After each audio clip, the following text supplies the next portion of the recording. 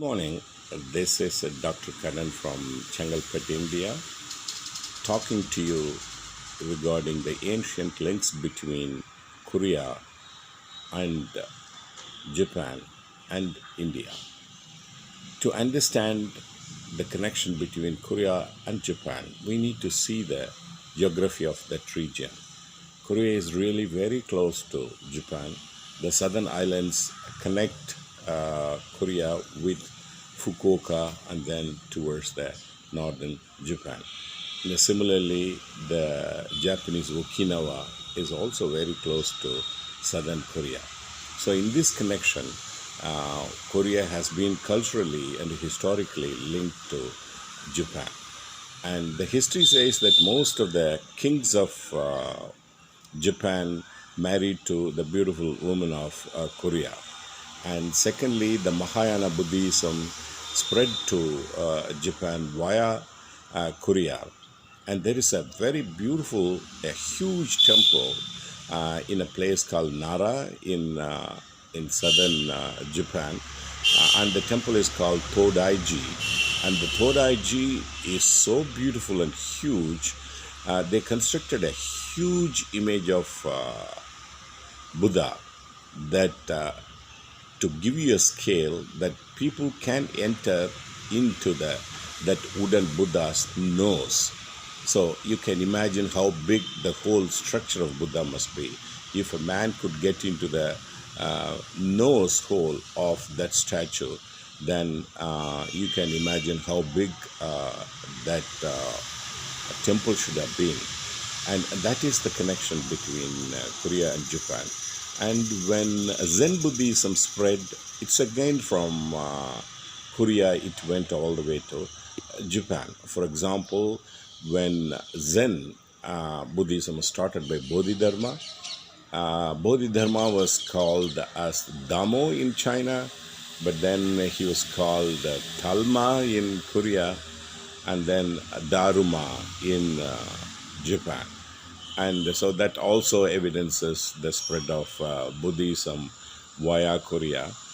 But the Kaya Federation story tells that Buddhism spread to Japan even before the land connection. And so it spread much earlier, like in AD 1.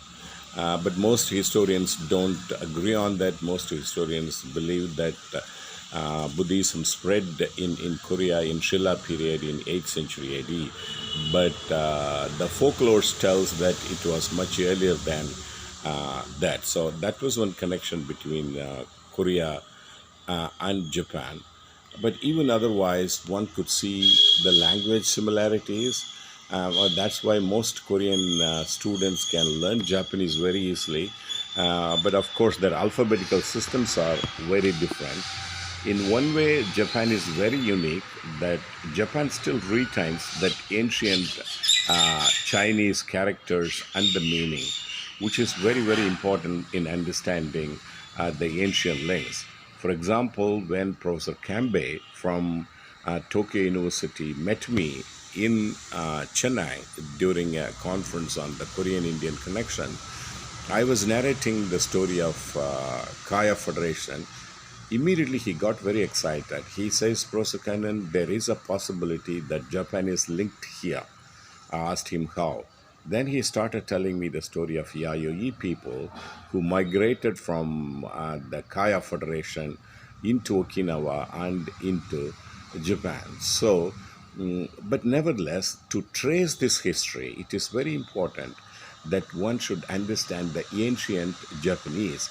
After the Cultural Revolution in China, the current Chinese is completely different. The simplified Chinese is very different from the Chinese used in the early part of the Common Era.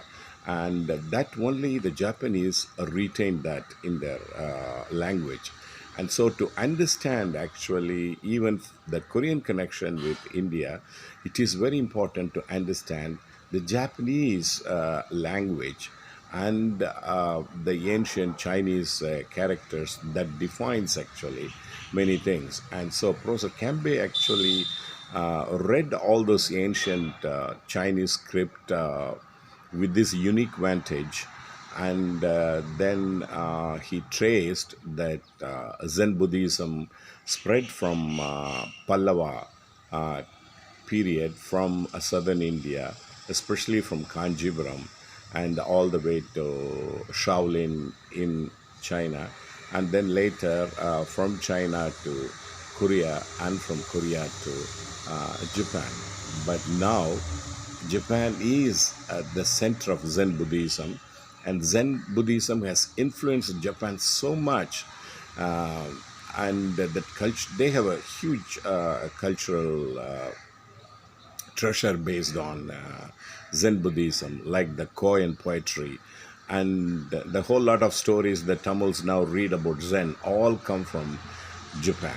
So in that way, Japan is closely linked with Korea, and Korea is naturally linked with India through the Kaya Federation. So I'll see you later with more details. Thank you. Take care.